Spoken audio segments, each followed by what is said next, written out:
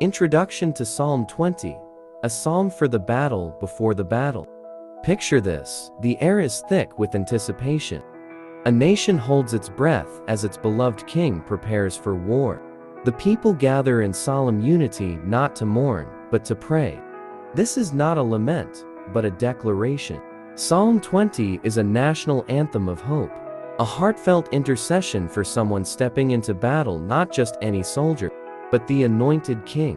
Written by King David, this psalm was likely sung or recited by the people of Israel as they stood behind their king, asking God to give him victory. Yet, hidden in its verses is something profoundly personal for us today, a spiritual weapon for our own battles, fears, and uncertain futures. Whether you're facing a personal storm, quiet war within, or a desperate need for breakthrough, Psalm 20 reaches out like a hand in the dark, whispering, "You are not alone. God goes before you. May the Lord answer you when you are in distress. May the name of the God of Jacob protect you." This is a blessing spoken over someone in crisis. It's a reminder that God is not deaf to our cries.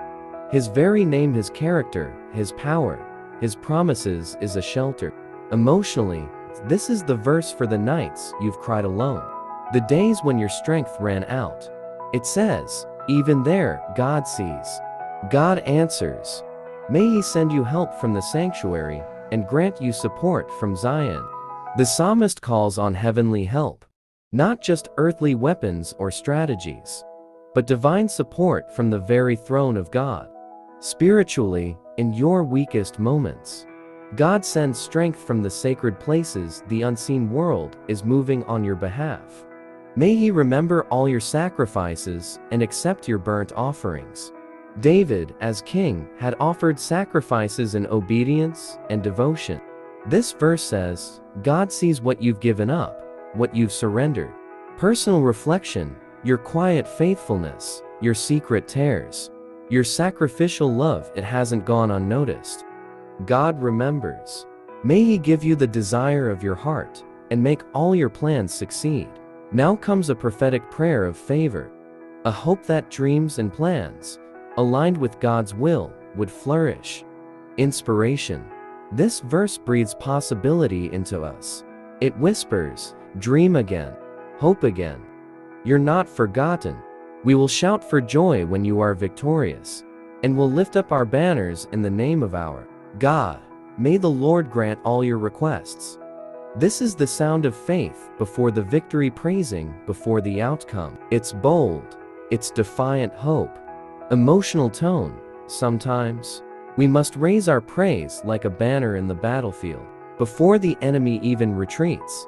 Now this I know, the Lord gives victory to His anointed. He answers him from His heavenly sanctuary with the victorious power of His right hand. Here, confidence replaces hope. The people now speak with certainty. God will answer. Spiritual truth: when you walk in purpose, covered in His grace, victory is no longer a possibility, it is a promise. Some trust in chariots and some in horses, but we trust in the name of the Lord our God. This is the heartbeat of the psalm, the declaration: true faith. Not in strength, not in wealth, not in human power, but in God alone. Life application: a world that trusts in money, influence, or image. This is a revolutionary act of surrender. They are brought to their knees and fall, but we rise up and stand firm. The result is clear: those who trust in worldly power fall, but those who trust in God stand firm, even after the battle. Victory in the Spirit: you may bend, but you won't break. With God, you rise again. Lord, give victory to the King. Answer us when we call. The final cry is both a plea and a proclamation. Victory is not just for the King, it's for the people, for all who call. Personal takeaway: you can cry out to God today with full expectation that He hears you and He answers. It is the battle cry of the faithful. Psalm 20 is more than a historical song, it's a spiritual declaration for anyone standing on the edge of battle. It begins in prayer, rises in faith, and ends in confident hope. Emotionally, it walks you from anxiety to assurance. Spiritually, moves you from pleading to praising. Personally, it reminds you, you are not forgotten, your prayers are heard, your God is mighty to save.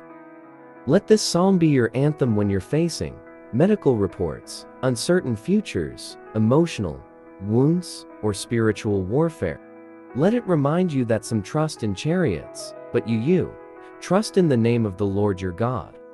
Seeking direction and guidance from God is the best in any battle. Prayer, may the Lord answer you when you are in distress. Thanks for watching. Always remember that God loves you. Please subscribe for more videos and share.